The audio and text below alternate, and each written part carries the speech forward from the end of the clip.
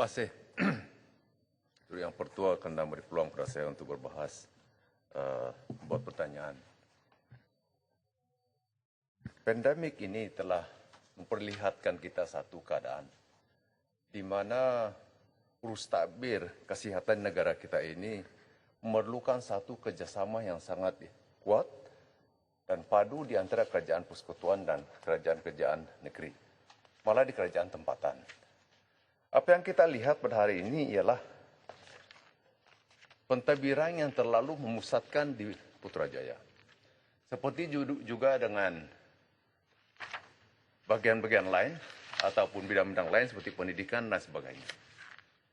Insiden di mana pengarah Jabatan Kesihatan Negeri Sabah, Datuk Dr. Christina Rundi, yang masih ada 4 tahun lagi berpencen, tiba-tiba ditukar ke Putrajaya, dan pertukaran ini bukan naik pangkat, tetapi setara. Pada ketika di mana kita berhadapan dengan pandemik yang begitu dahsyat, peningkatan kes setiap hari di seluruh negara termasuk di Sabah. Hari ini saja sudah meningkat pada 700 di Sabah.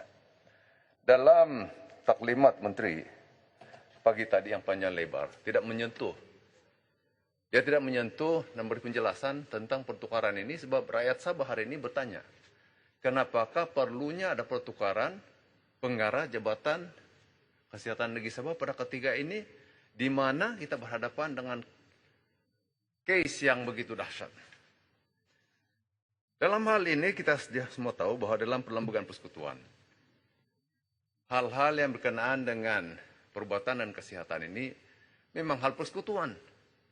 Tetapi dalam senarai bersama, hal-hal berkenaan dengan public health atau kesehatan awam adalah dalam senarai bersama, di mana kerajaan negeri juga mempunyai peranan untuk bukan saja membuat perundangan, tetapi dalam hal urus takbir. Nak minta ini pendapat daripada Tuaran, siapa? Oke, yang Putra Kinabalu kan? Ya. Oh ya, silakan. Ya, yang permintaan Dr. Christina Rundi, mantan pengarah kesehatan negeri Sabah ini kan, pada pendapat Tuaran, adakah mungkin kerana beliau berani untuk menentang SOP yang ditetapkan oleh kerajaan persekutuan dengan membenarkan kebenaran tayin di Sabah?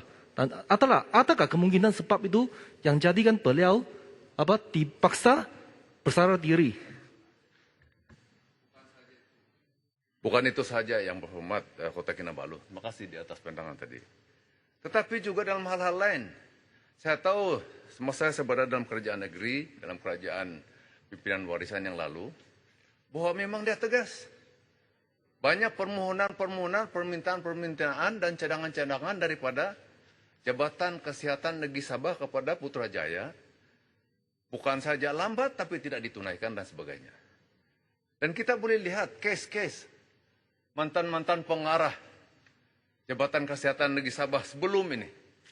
Ada yang telah, macam juga Datuk Christina Rundi, dia akhirnya mengambil keputusan untuk bersara awal.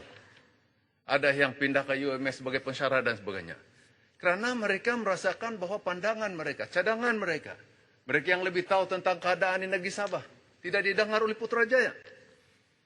Dan sebab itu, dalam menangani hal-hal berkaitan dengan kesehatan ini, dan seperti mana saya katakan tadi, pandemik ini telah memperlihatkan kepada kita bahwa perlunya ada desentralisasi dalam urus tabir kesehatan. Dan Putrajaya tidak boleh memaksa. Tidak boleh memaksa and try to impose their thinking dan kepentingan-kepentingan ataupun keutamaan-keutamaan kepada tempat-tempat wilayah-wilayah yang besar seperti Sabah dan Sarawak. Mereka lebih tahu, ya. Dan sebab itu saya sangat mengalu-alukan kerajaan negeri Sarawak pun sudah mengurak langkah ke arah ini, di mana mereka juga akan mewujudkan Kementerian Kesehatan seperti apa kerajaan Sabah sebelum ini telah mewujudkan satu Kementerian Kesehatan Negeri Sabah, dan kerajaan yang ada sekarang ini ditiadakan balik. Saya ingat ini satu langkah yang regresif. Ya. Dan hal-hal yang kita hadapi hari ini yang berkenaan dengan masalah dokter kontrak ini. Sebenarnya di luar bandar di Sabah, di pusat klinik-klinik pusat kesehatan, tidak mempunyai dokter. Tetapi di mana silapnya? Di mana silapnya? Kenapa di pusat-pusat kesehatan luar bandar tidak ada dokter?